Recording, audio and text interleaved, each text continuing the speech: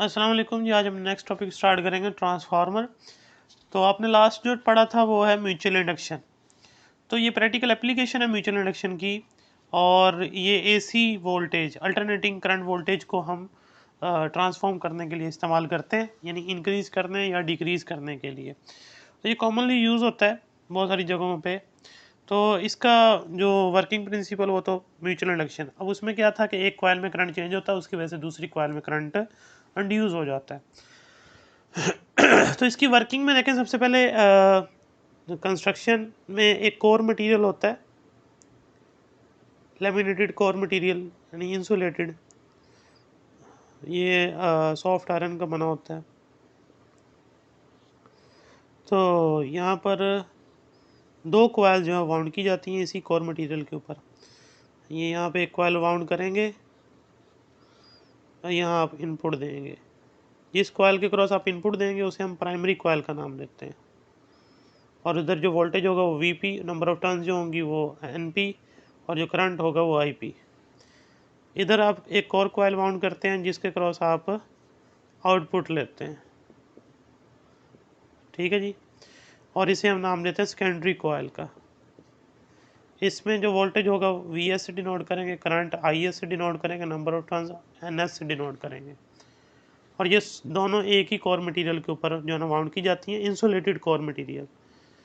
तो इसलिए वो इलेक्ट्रिकली तो कनेक्टेड नहीं होती हैं आपस में, मैग्नेटिकली वो लिंक्ड होती हैं। अब जो इनपुट आनी है वो एक जनरेटर से आनी है, और जनरेटर की आउटपुट आपको पता थी कॉन्टीन्यूसली वेरिंग करंट होता है। अल्टरनेटिंग करंट जो होता है बढ़ता है फिर कम होता है, फिर पोलैरिटी चेंज करता है, फिर बढ़ता है, फिर कम होता है। तो इस तरह कॉन्टीन्यूसली चेंज होगा। जब इस कॉइल में चेंजिंग करंट फ्लो करेगा, इसका जो मैग्नेटिक फील्ड प्रोड्यूस होगा बाहर, वो भी तो चेंज होगा। तो मैग्नेटिक फील्ड जब चेंज होगा सराउंडिंग का, तो साथ वाली जो कॉइल है सेकेंडरी, उसका मैग्नेटिक फील्ड कॉन्टीन्यूसली क्या होता रहेगा, चेंज। करंट इंक्रीज कर रहा है, मैग्नेटिक फील्ड इंक्रीज कर रहा होगा प्राइमरी का, जिस वजह से सेकेंडरी का मैग्नेटिक फील्ड भी इंक्रीज करेगा। करंट डिक्रीज करेगा प्राइमरी के अंदर, तो एज ए रिजल्ट उसका मैग्नेटिक फील्ड डिक्रीज करेगा सराउंडिंग में, और सेकेंडरी कॉइल का भी मैग्नेटिक फील्ड चेंज होगा। और फिर इस तरह दूसरी साइड पे भी फिर मैग्नेटिक फील्ड दोबारा दूसरी तरफ चेंज होने लग गया, और फिर यहाँ इस तरह। तो जैसे जैसे करंट प्रोवाइड करते रहेंगे प्राइमरी कॉइल के अंदर, वहाँ जो करंट आएगा वो कंटिन्यूसली चेंजिंग नेचर का है। उसके रिजल्ट में जो बाहर मैग्नेटिक फील्ड आनी है वो भी उसी से प्रोड्यूस होनी है, तो वो भी चेंजिंग होगी। और साथ वाली जो कॉइल है सेकेंडरी कॉइल, उसका मैग्नेटिक फील्ड चेंज होता रहेगा, उसमें इंड्यूस ईएमएफ और इंड्यूस करंट प्रोड्यूस होना शुरू हो जाएगा, और पावर ट्रांसफर होना शुरू हो जाएगी from primary coil to secondary coil. अब ये जो वोल्टेज है इनके अंदर वीपी या वीएस जो आपने डिनोट किया है, वो डिपेंडेंट है number of turns in the coils के ऊपर। जिसके बाद नंबर ऑफ टर्न्स ज़्यादा होंगी उसके पास वोल्टेज ज़्यादा होंगे। तो ये ट्रांसफार्मर इक्वेशन है जो यूज़ की जाती है, N S over N P is equal to V S over V P. तो देखें, एन एस वी एस के प्रोपोर्शनल है, एन पी वी पी के प्रोपोर्शनल है। तो जिस साइड पे नंबर ऑफ टर्न्स ज़्यादा होंगे उस साइड पे वोल्टेज ज़्यादा होंगे। तो ये टर्न्स रेशो जो है, ये इसकी मदद से आप वोल्टेज रेशो फाइंड आउट कर सकते हैं। अब यहाँ बात आती है आगे टाइप्स की। दो तरह का है, हमने बात शुरू में कर दी, इंक्रीज और डिक्रीज करता है, तो मतलब दो टाइप्स हैं उसकी। एक टाइप है स्टेप अप ट्रांसफार्मर और एक है step down transformer. Step up transformer वो होगा जिसमें number of turns across secondary coil is greater then in primary coil, यानी सेकेंडरी की ज़्यादा हो प्राइमरी की कम हो, और वो वोल्टेज क्या करेगा, इंक्रीज करेगा। सेकेंडरी वोल्टेज ज़्यादा होंगे, प्राइमरी के कम होंगे। स्टेप डाउन ट्रांसफार्मर वो होता है जो वोल्टेज लेवल को डिक्रीज करता है। Number of turns in primary is greater then in the secondary, secondary में कम होगी, प्राइमरी में ज़्यादा होंगी, वोल्टेज लेवल कम हो जाएगा। और वीपी ग्रेटर देन वीएस, तो इसका वोल्टेज भी ज़्यादा होगा, इसका कम होगा। तो अब ये काम कैसे करता है, देखें, पावर चेंज नहीं होती जो ट्रांसमिट हो रही होती है। जो अभी हमने बात की कि वोल्टेज डिक्रीज करता है या इंक्रीज करता है, उससे फिर होता क्या है। देखें, मैं आपको एक एग्जांपल से समझा देता हूँ, फिर उसके बाद फिर हम इसकी पावर की बात करते हैं। तो यहाँ एक आइडियल ट्रांसफार्मर समझ लें, ये स्टेप अप ट्रांसफार्मर लगा रहे हैं हम। तो स्टेप अप, इसमें सेकेंडरी के क्रॉस नंबर ऑफ टर्न्स हैं वो ज़्यादा होंगी। यहाँ से इनपुट आ जाएगी, ठीक है जी, और यहाँ आउटपुट लेनी है आपने। यहाँ नंबर ऑफ टर्न्स ज़्यादा होनी चाहिए, यहाँ आउटपुट लेनी है। तो अब देखें, ये स्टेप अप है, यहाँ लिख देते हैं। इसके क्रॉस जो वोल्टेज है जो जनरेटर प्रोड्यूस कर रहा है, पावर स्टेशन के अंदर कह लें, वो 200 वोल्ट सपोज कर लें, और करंट जो है वो 100 एम्पेयर प्रोड्यूस कर रहा है। वोल्टेज का क्या मतलब है? वोल्टेज का मतलब है एनर्जी पर यूनिट चार्ज कितनी प्रोवाइड की जा रही है जनरेटर की तरफ से, यानी जो चार्ज फ्लो कर रहा है वायर्स के अंदर, वो उसके अंदर जो चार्ज फ्लो कर रहा है वो पर कूलम चार्ज पे कितनी एनर्जी गेन कर रहा है। 200 वोल्ट का मतलब है 200 जॉल पर कूलम चार्ज एनर्जी प्रोवाइड की जा रही है, यानी एक कूलम अगर चार्ज गुजरता है वायर में से तो वो 200 जॉल एनर्जी लेके गुजरता है। 100 एम्पेयर का क्या मतलब है? Rate of flow of current कहते हैं ना करंट, इसको करंट को। 100 एम्पेयर का मतलब क्या बनता है अब कि 100 एम्पेयर का ये मतलब है कि एक सेकंड के अंदर 100 कूलम चार्ज पास करते हैं एक पर्टिकुलर पॉइंट से, किसी भी यानी सर्किट के अंदर किसी भी एक पॉइंट से। तो एक तो पहली बात ये हो गई कि एक चार्ज कितनी एनर्जी लेके चल रहा है, 200 जॉल, 200 वोल्ट का ये मतलब है। और 100 एम्पेयर करंट का क्या मतलब है कि एक सेकंड में कितने चार्जेस गुजरते हैं एक पर्टिकुलर पॉइंट से, 100 कूलम पर सेकंड चार्ज गुजरता है। अब अगर पावर देखें P इजिकल टू VI होती है तो ये हो जाएगी 20,000। ठीक है जी।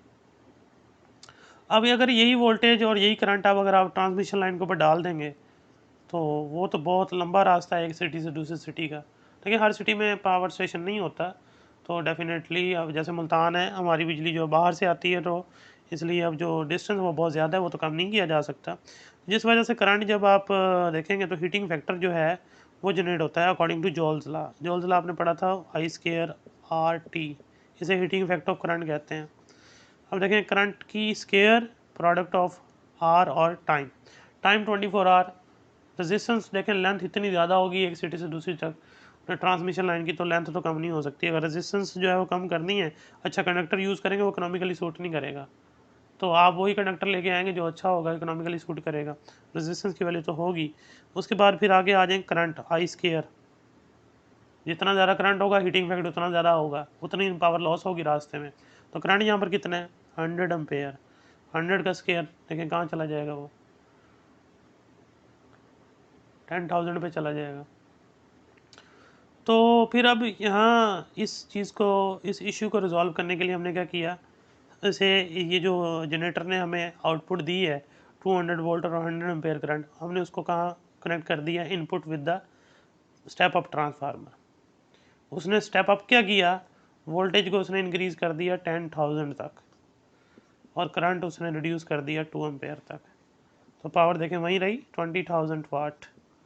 अब ये हुआ क्या, देखें पहले एक चार्ज कितनी एनर्जी लेके चल रहा था, 200 जॉल, और चार्ज चल कितने रहे थे, 100 कूलम, 100 एम्पेयर का ये मतलब है।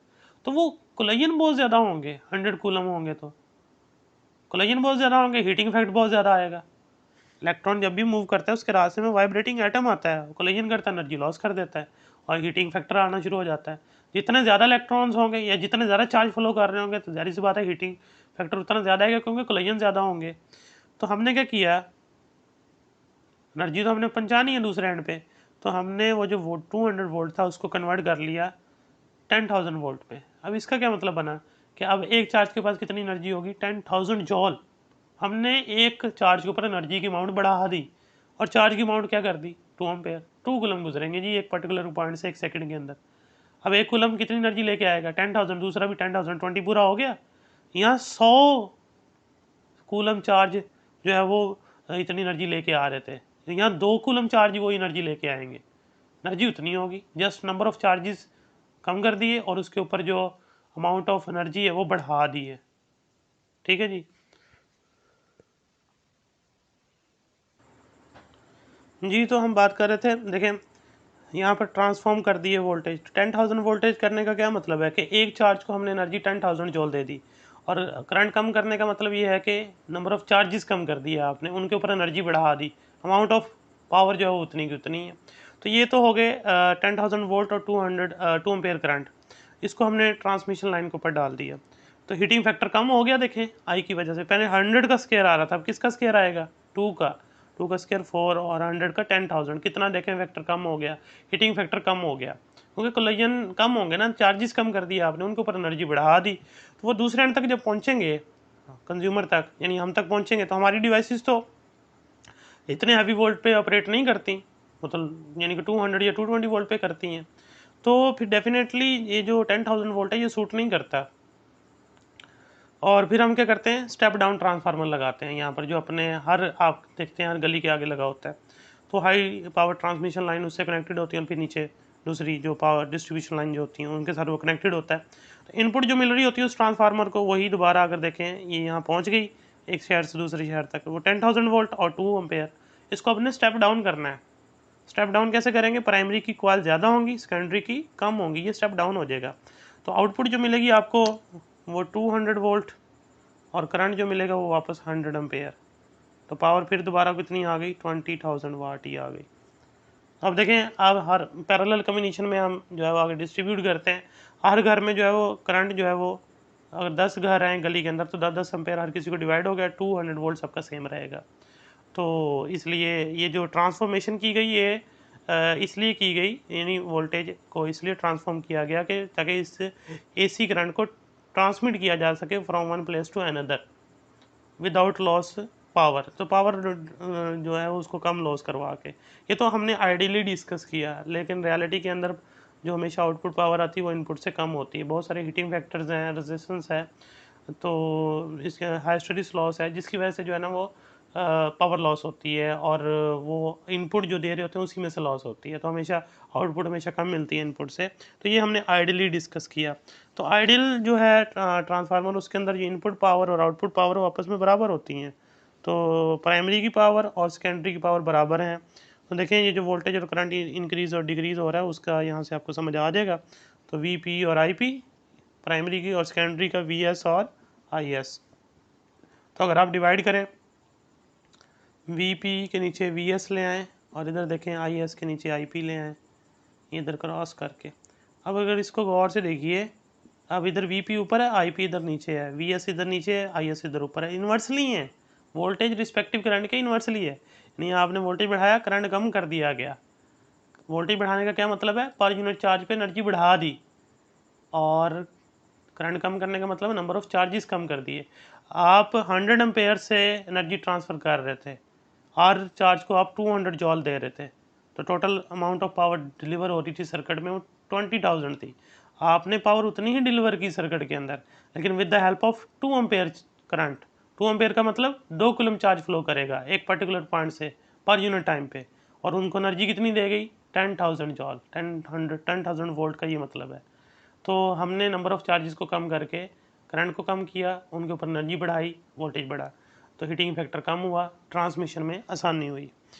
तो ये आइडियल ट्रांसफार्मर के लिए हमने बात की, यहाँ कोई पावर डिसिपेट नहीं होती, इनपुट आउटपुट बराबर होता है, लेकिन रियलिटी के अंदर मैंने आपको बताया कि पावर लॉस होता है। अब हम एग्जांपल देखते हैं 15.1, इसकी एक ही एग्जांपल है इस चैप्टर की, बाकी 5 न्यूमेरिकल है, तो वो भी देखेंगे। फिलहाल एग्जांपल देखते हैं।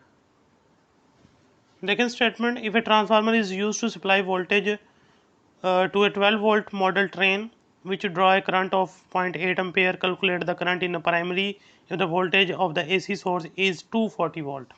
प्राइमरी वोल्टेज जो है 240 है, सेकेंडरी 20 है।